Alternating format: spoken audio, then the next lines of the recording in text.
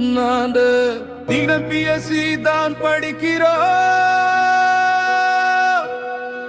எங்கள் கஷ்டம் யாருக்கும் தெரியல.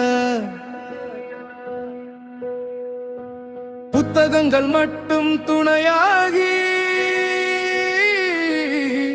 புது விடியல் தேடி நடக்கிறோம். காலை விடியும் முன் எழுந்து கனவோட புத்தகம் திறக்கிறோம். தூக்கம் வந்து கண் மூடினாலும் லட்சியத்துக்காக விழிக்கிறோம். நண்பர்கள் எல்லாம் போய்விட்டாலும் நோட்டுகள் மட்டும் பேசுதே.